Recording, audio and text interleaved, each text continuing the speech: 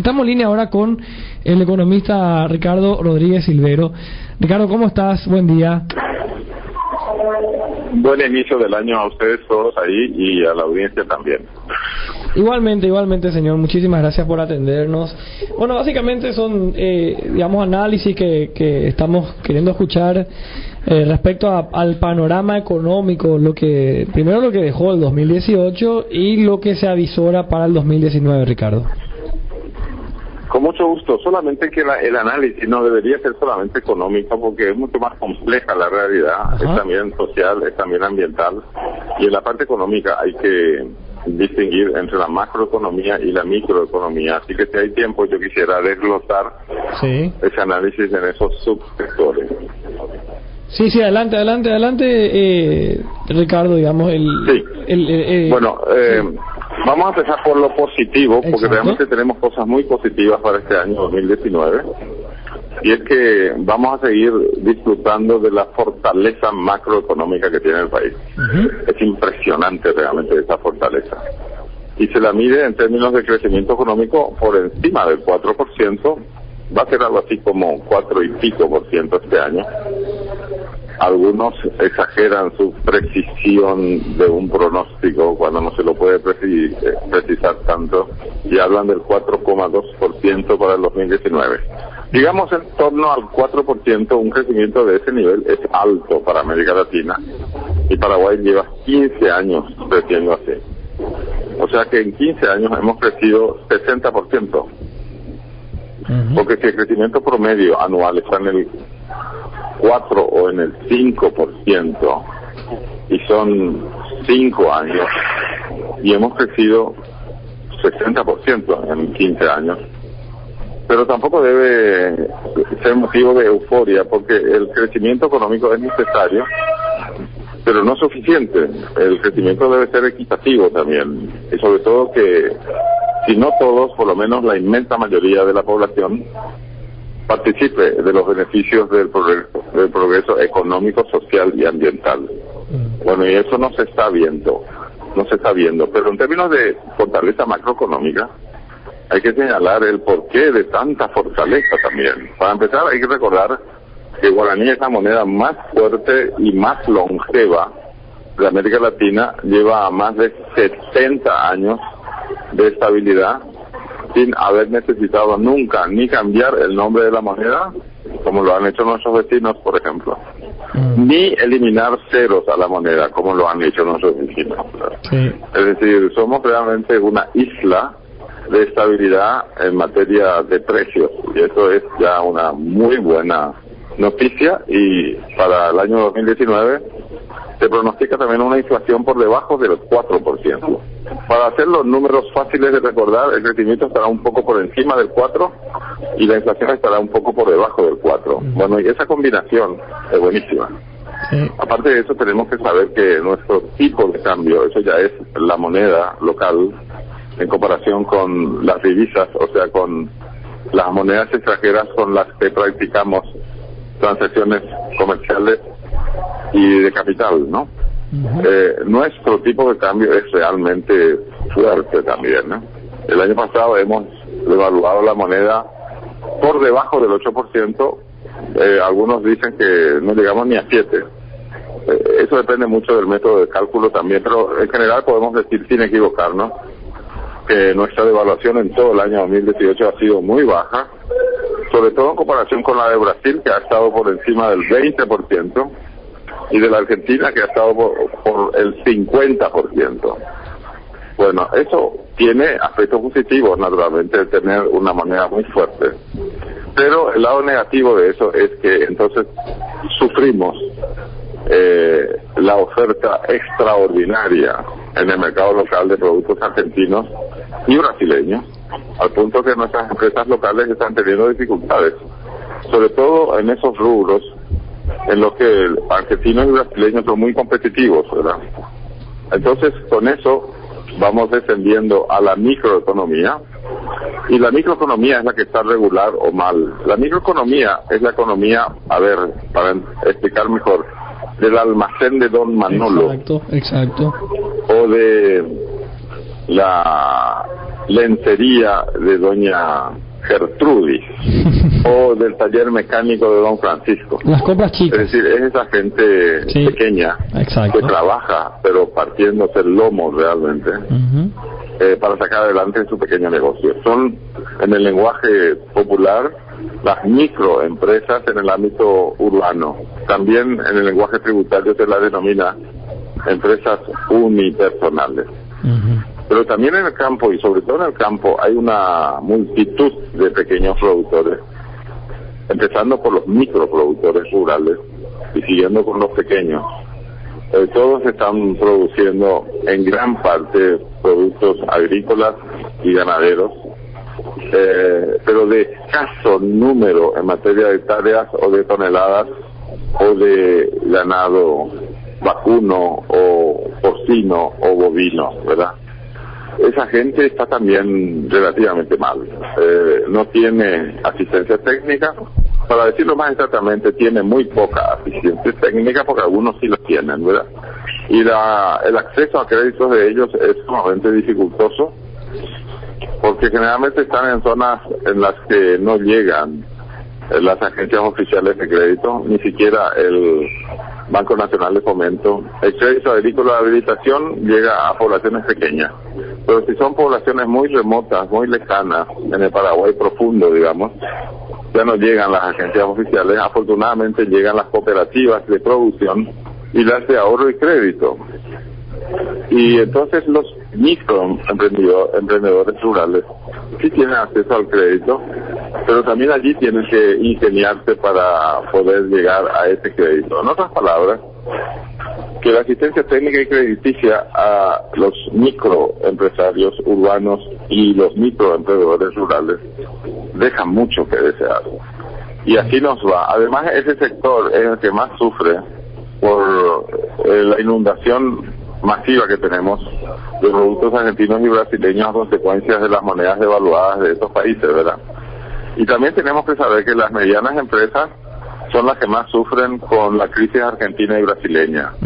Eso es lo que hace que los representantes de las empresas de ese porte, de ese tamaño, estén denunciando a las autoridades públicas que realmente la situación económica de esas empresas, es decir, el mundo de la microeconomía y de las medianas empresas no está bien por la crisis regional por la que hemos pasado, ¿verdad? Y Ricardo, y eso va a permanecer así este año 2016. Desde el 2016 estamos viniendo mal. El 2018 fue el peor de todos, y en el 2019, sin embargo, parece ser que la situación en Brasil puede mejorar, y hay que decir puede mejorar con cuidado, porque Bolsonaro no es precisamente un presidente que ha asumido ayer, ¿verdad?, que entusiasme a todos los sectores. Sí, justo te iba a preguntar sobre no eso. Está de acuerdo con su nombramiento.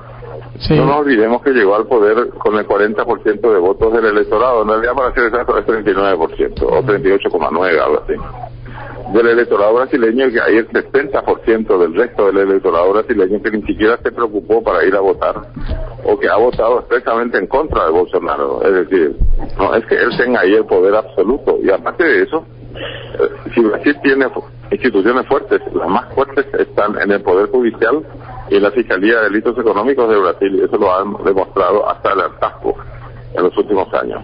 No les importa quién es el político corrupto ni cuál es el empresario corrupto, los mete a todos en la cárcel. Y no solamente eso, sino que están empezando a ver formas de que devuelvan lo robado. En Paraguay también estamos empezando recién desde hace algunos meses esa onda de poner en la cana o poner en cana a los políticos corruptos y a unos empresarios corruptos también, sobre todo los ligados al lavado de dinero y al narcotráfico, ¿no? Pero igual no hemos llegado todavía nosotros al nivel de castigar a los culpables devolviendo lo robado, como se está empezando a realizar ya en Brasil.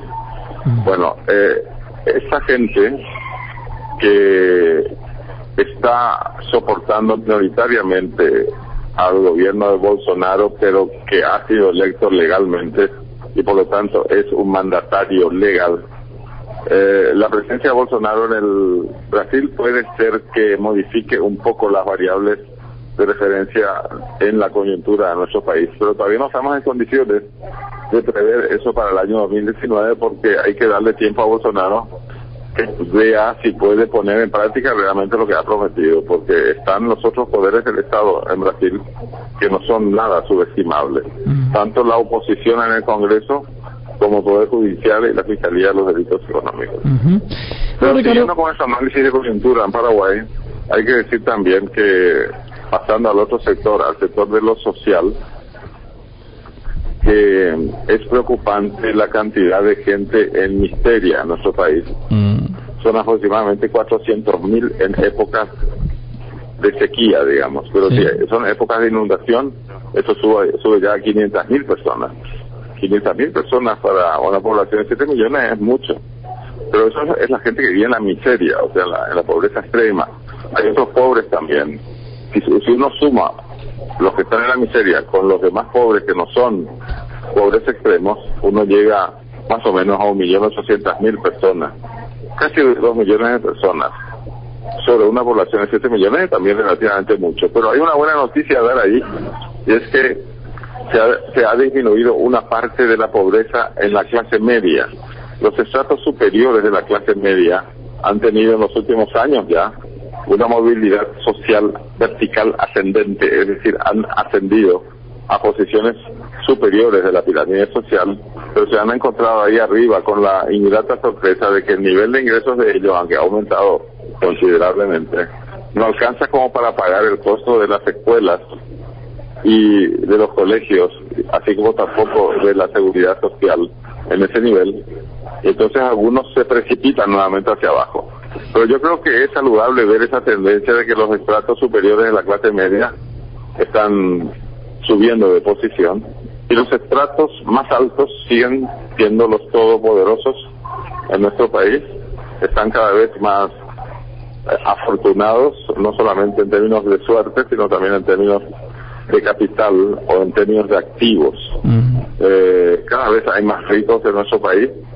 Esa no es tampoco una casualidad el que la parte superior de la pirámide social esté tan rica, cada vez más rica, porque todo el modelo económico de nuestro país está concebido y puesto en práctica para que los estratos superiores de la pirámide social sean beneficiados con los progresos económicos y sociales en nuestro país. Eso algún día hay que ir mejorando, pero yo no creo de que esa mejora se la pueda percibir en este año 2019. Claro, es a largo plazo. De eso tenemos que considerar también que las tasas de subempleo, es decir, la gente que quiere trabajar pero consigue empleo a medias nomás, está en el 20%, esa es una cifra alta, y el desempleo oscila en torno al 7%, también es alto. Y bueno, eso no creo que mejore en el año 2019. Y por último, pero no por eso menos importante, hay que señalar con toda contundencia que la educación en nuestro país sigue dejando muchísimo que desear. Tenemos un nivel de educación realmente entre los más pobres de América Latina. Por el agravante de que la peor parte de la educación son precisamente los maestros, ¿verdad? Y también hay que señalar con toda contundencia que la situación de la protección social es muy deficiente. Todo lo que tenga que ver con salud, allí la población está realmente abandonada a su propia suerte, salvo un pequeño grupo que oscila en torno al 20% de la población que sí tiene asegurados seguros de enfermedad y seguros de jubilación. Pero el capítulo más importante, que va a último lugar, y también hay que decir no por eso menos importante, es que la cuestión ambiental es un caos en nuestro país. Es verdad. Nuestro país se ha vuelto ya uno de los peores países depredadores de bosques en el mundo. Nuestro hábitat natural está totalmente desencajado, aumenta la frecuencia en las precipitaciones y por eso aumentan también las inundaciones y por eso la cantidad de damnificados. Hay que fijarse, por ejemplo, en los bañados de Asunción para ver la cantidad de gente que anda por allí, o la gente que simplemente tiene que trepar a los niveles de la catedral, por ejemplo, y ubicarse en un lugar más alto en las calles adyacentes, porque la Chacarita Baja está totalmente inundada. Eso no viene por casualidad, eso es porque se están depredando masivamente todos los bosques de nuestro país. Lo peor del caso es que la región oriental ya casi no tiene bosques nativos. En los últimos 20 años ha empeorado totalmente eso. Los pronósticos para este año 2019 son igual de malos. Y la peor noticia entre las peores es que el Chaco paraguayo está también siendo víctima de depredación salvaje.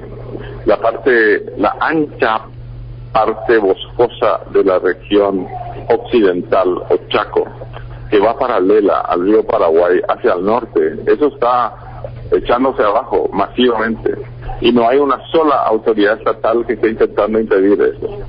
Es decir, es realmente catastrófica la situación de la depredación de bosques, y la reforestación es apenas incipiente o cubre apenas una parte pequeña de la superficie afectada negativamente por la deforestación.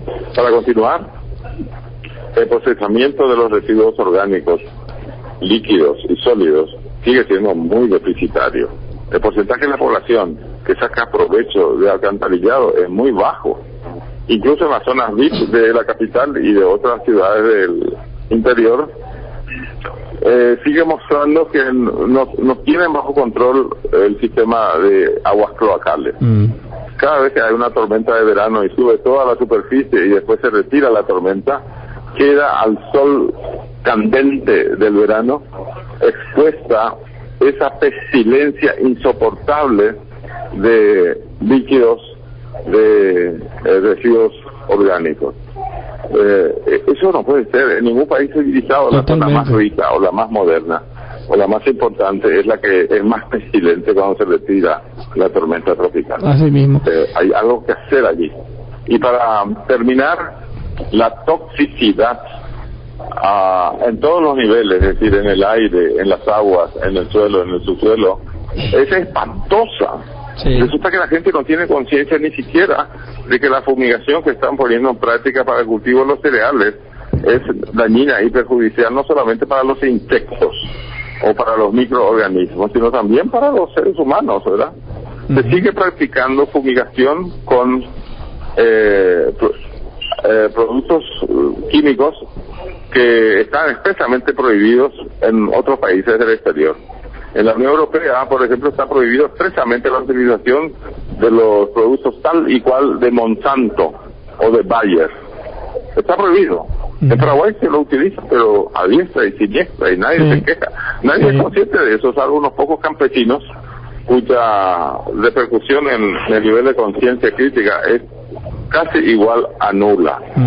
Es decir, mal en cuestiones ambientales. Sí. Por eso es que es sumamente difícil decir en pocas palabras cómo le irá al país en el año nuevo, porque vemos nosotros que en materia ambiental los pronósticos son siniestros.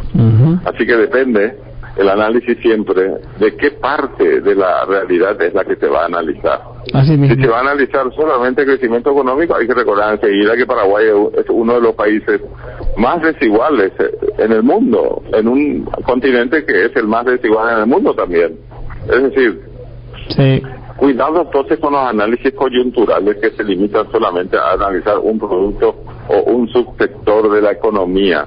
Las cuestiones económicas, financieras y tributarias son sumamente importantes, pero no son las únicas. Hay que analizar también la situación de la educación, de la salud, hay que analizar la microeconomía, hay que ver la justicia social y la protección social, y sobre todo ver qué pasa con nosotros los paraguayos que sufrimos de ceguera. Somos ciegos, sordos y mudos cuando se trata del caos medioambiental. ¿Qué nos está pasando? En este último campo, los pronósticos para este año 2019 son igualmente malos.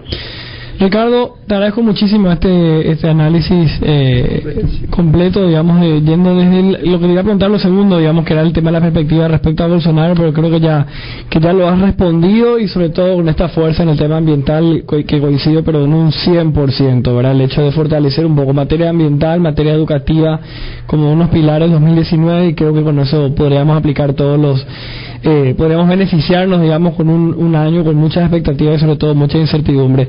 Te mando un fuerte abrazo, Ricardo, muchísimas gracias. Ha sido un gusto. Saludos de buen año para la audiencia también. Igualmente.